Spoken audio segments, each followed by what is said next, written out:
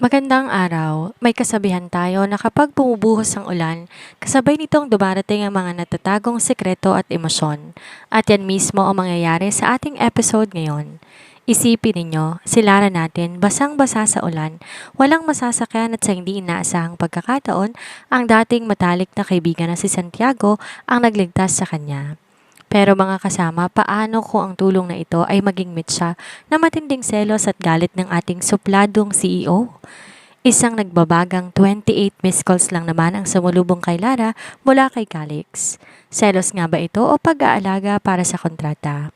At hindi lang yan, dahil sa pagdating na makapangyarihang si Lolo Matias sa mansyon, mapipilitan ng dalawang magsama sa isang kwarto.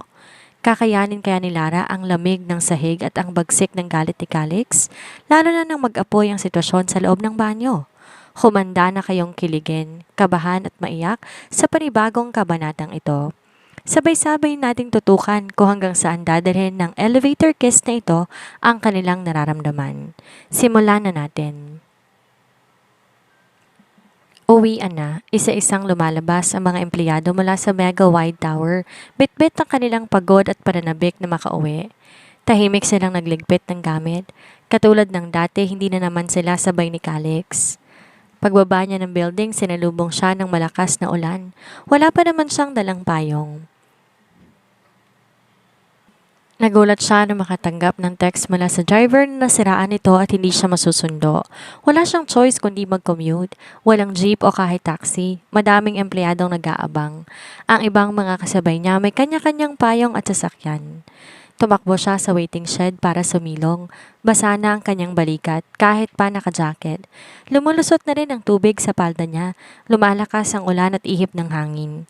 Naanggihan na siya ng tubig ulan.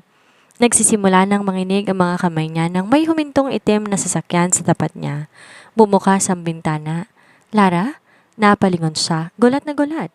Santi? Alika na, iyahatid na kita. Huwag na, nakakaya, magko-commute na lang ako. Tara na, malakas ang ulan, baka magkasakit ka. Napalingali nga siya. Napansin niyang wala pa ring dumadaang jeep. Wala siyang masasakyan at totoo, nilalamig na siya. Lumalakas na ang buhos ng ulan. Sige na nga, salamat. Pumasok siya sa passenger seat. Mainit sa loob at bumungad na agad ang amoy ng mamahaling leather at faint perfume ni Santiago. Tahimik silang bumiyahe. Hindi niya na namalayan, napapapikit siya. Lumipas sa mga sandali, nakapikit pa rin siya pero ramdam niya na ang malambot na surface sa likod. Kumunot ang noon niya. Wala na siya sa sasakyan. Napadilat siya at napagmasdan ang kwartong kinaroroonan. Minimalist, mamahaling interiors, modern lighting, isang glass wall na may view ng lungsod sa gabi. Ha? Bulong niya. Bumangon siya. Iba na rin ang damit niya at nakabalot na siya ng kumot. Lumabas siya ng kwarto at laking gulat niya na makita si Santiago sa kitchen. Nakasuot ng plain shirt at shorts. May hawak na baso ng tubig. Gising ka na pala.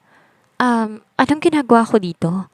Basa ka na at nilalamig kanina. Nakatulog ka. Di ko alam kung saan ang bahay mo. Dinala muna kita dito para makapagpahinga. Namula siya. Hindi niya alam kung anong iisipin. Nagbihis ako. Papanong, wag mong sabihin. Ngumiti si Sebastian. Relax. Pinatuyo ko lang ang damit mo. Hindi ako ang nagbihis sa'yo. Sakto nandito ang cleaner ko kanina. Siya ang nagtulong sa'yo. Pasensya ka na ha, nakaabala pa ako sa'yo. Nakakahiya, uuwi na ako. Nataranta siya at naalala ang kanyang cellphone. Mabilis na itong kinuha sa bag. Naka-silent pala. At nanlaki ang mata niya sa dami ng notifications. 28 missed calls, 25 unread messages. Lahat galing kay Calix. Naparunok siya. Napindot niya ang green icon sa gilid nang hindi sinasadya. Shit! Bulong niya, ngunit huli na. Sumagot agad si Calix. Bakit hindi ka sumasagot? Akala ko na aksidente ka na. Nasaan ka? Bulyaw nito. Hello, pauwi na ako. Sa di kalayuan, napatingin si Santiago at nahulog ang hawak nitong kutsara. Nasaan ka, Lara? Bakit parang may nadinig akong tunog? Nag-aano lang tumingin siya kay Santiago na lumapit na sa kanya, hawak ang isang tasang soup. Mainit to, para hindi ka ginawin. Di na kinailangan ni Calix ng sagot. Kasama mong lalaking yon, no? Lara, anong ginagawa ninyo? Sigaw nito. Naparunok siya. Nanikip ang dibdib niya. May halong takot, guilt at inis. Calix, wala akong ginagawang masama. Tinulungan lang ako ni Santi.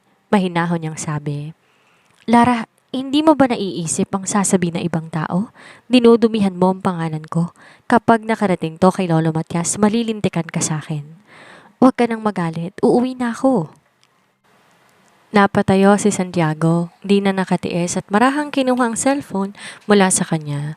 Mr. Toledo, kung talagang nag-aalala ka sa asawa mo, sana inalagaan mo siya at sinisigurong safe kang makakauwi.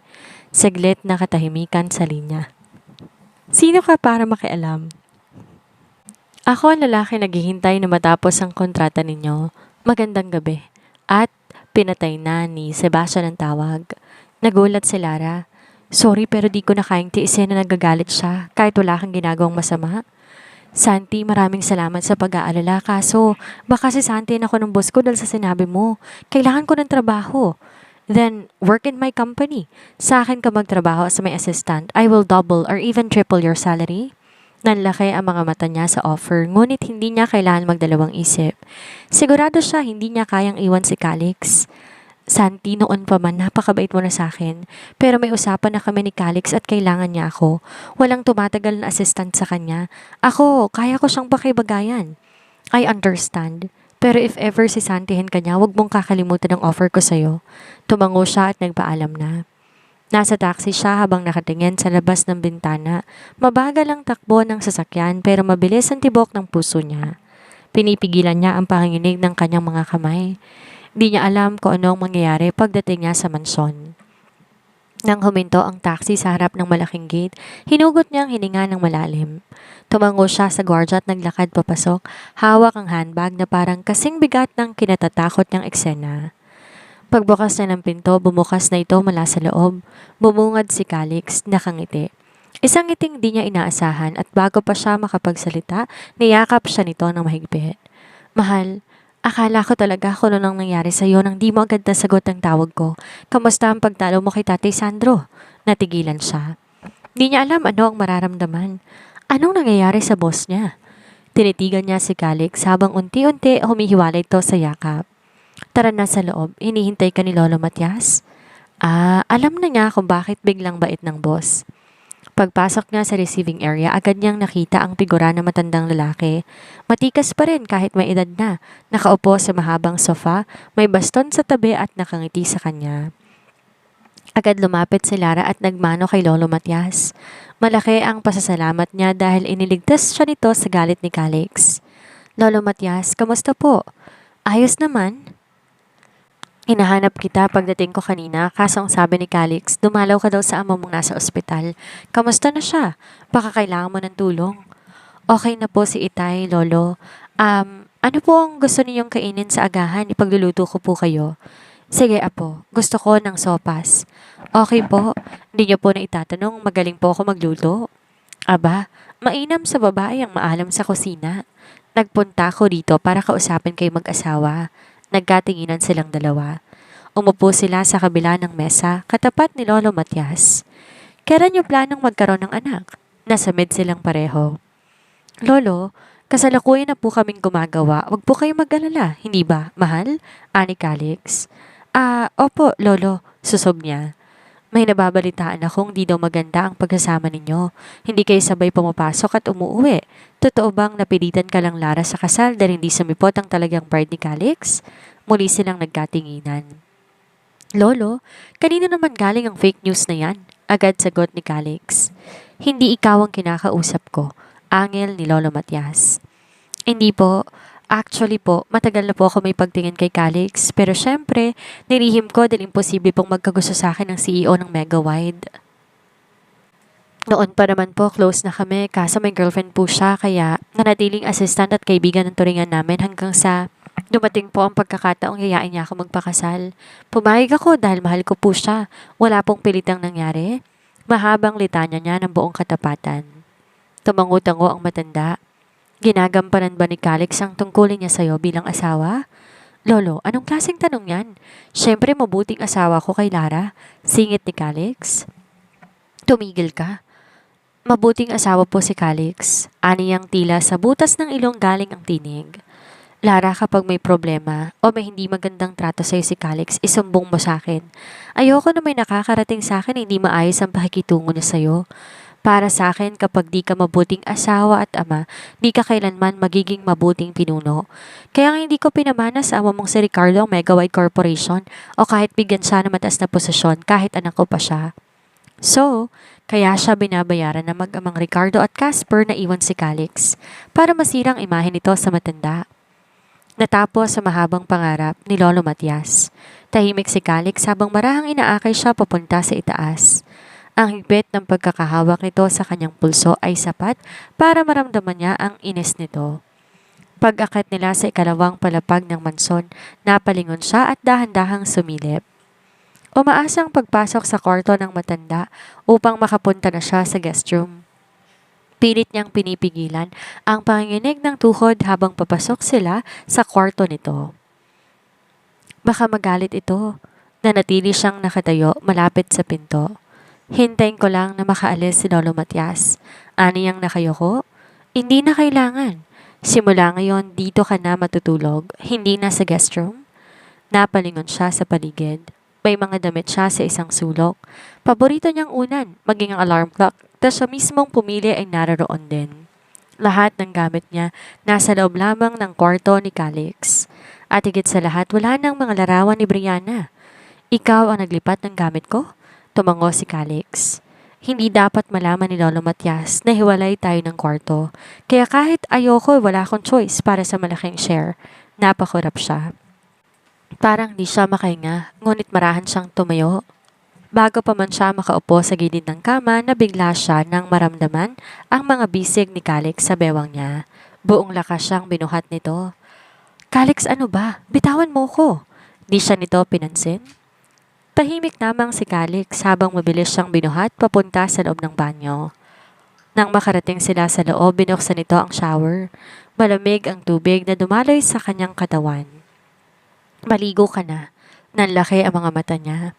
Basa na ang suot niyang blouse. Unti-unti, dumidikit sa balat niya habang tuloy-tuloy ang buhos ng tubig. Ano bang problema mo?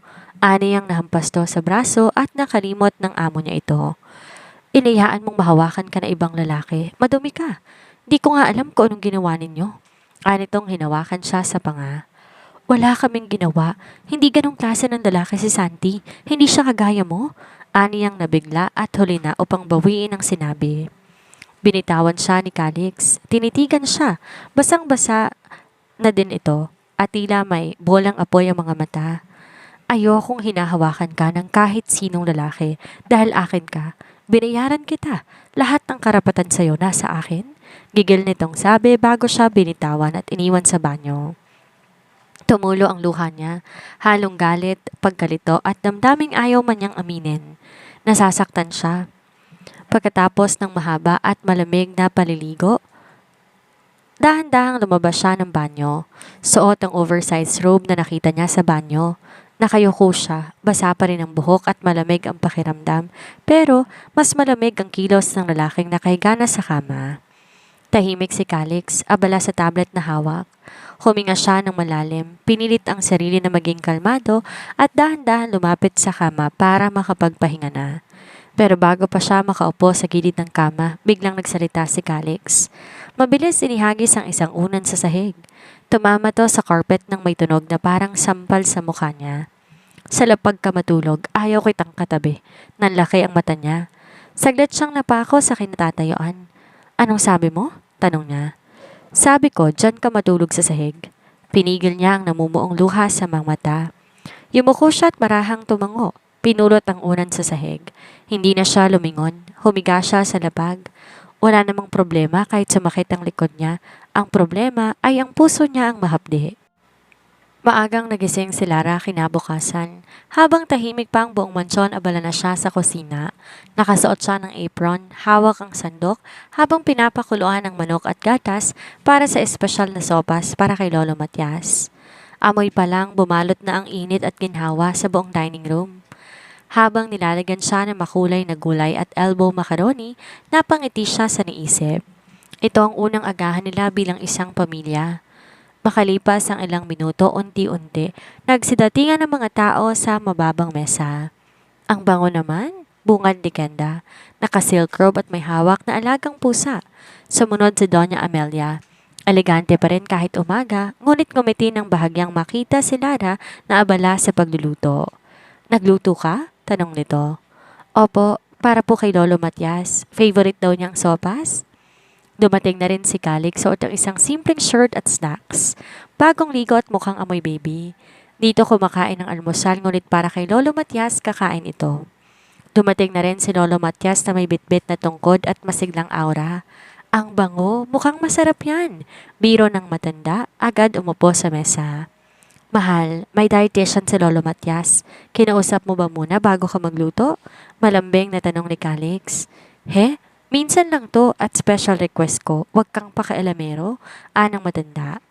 Lolo, wag po kayo mag-alala at kinausap ko po ang dietitian at cook ninyo para gumawa ng special recipe para sa kalusugan ninyo. Tama po si Calix, dapat po tayo nag-iingat. Nagsimula ang almusal sa tahimik na paghigop ng mainit na sopas. Ngunit ilang sandali lang nagsalita si Lolo Matias habang hawak-hawak ang mangkok. Ito ang pinakamasarap na sopas na natikman ko simula nang mawala ang asawa ko. Ang sarap talaga kapag ang luto may halong pagmamahal. Yes, Lolo, masarap nga po, ani Cassie. Napayo ko si Lara, bahagyang napangiti, habang si Calix tahimik na nagmamasid. Mukhang jackpot ka, apo, dito kay Lara. Dagdag pa ni Lolo Matias habang tumitingin kay Calix. Tama ka, Lolo Matias. Kaya nga wala akong balak pakawalan si Lara. Magaling talagang magsinungaling ang boss niya. Lahat gagawin nito para sa kumpanya. Magkasabay pumasok sa opisina sina Lara at Calix, sakay ng iisang kotse dahil pansamantalang titira sa mansyon si Lolo Matias. Suot ni Lara ang simpleng uniforme habang si Calix naka-black suit na lalo nagpatingkad sa pagiging bossy aura nito. Tahimik sila habang naglalakad sa lobby. Nakaalalay pa ito sa kanyang braso pero pagkasakay sa executive elevator nang magsara ang pintuan, nagsalita si Calix. Mula ngayon, huwag ka nang makikipagkita kay Santiago. Diretsyong utos nito. Napalingon siya, bahagyang nagtaas ng kilay. Wala kaming ginagawang masama at hindi ko siya basta-basta maiiwasan. May partnership ang Aquino Group sa Mega Wide kahit imposibleng hindi kami magkita at saka hindi pa siya natatapos ay tumingin si Calix ng matalim. I don't care. Basta hindi ko gustong sumasama-sama ka sa kanya, lalo't kayong dalawa lang, malinaw? May sumiklab na iritasyon sa dibdib niya. Di siya makasagot kaagad. Naramdaman niyang uminit na naman ang ulo ng lalaki. Hinawakan siya ni Calix sa bewang. Sinandal siya nito sa elevator at siniil ng halik. Mabilis, mainit, may halong galit at pag-angkin. Nanlaki ang kanyang mata. Nanlambot na tila jelly ang tuhod niya. Bakit nakakapanghina ang halik ng boss? Napatulak siya ngunit tila bakal sa tigas ang mga bisig na nakahawak sa kanya. Huminto lamang ito nang magbukas ang elevator. Namula ang pisngi niya. Pagbukas ng elevator sa executive floor, naunang lumabas si Calix. Nakataas ang noo. Naiwan si Lara ng ilang segundo bago sumagot. Hawak pa ang bag na parang napakabigat. Habang naglalakad patungong cubicle, ang halik ay parang nanunuot pa rin sa labi niya na dahilan upang mangiti siya kahit nag-iisa.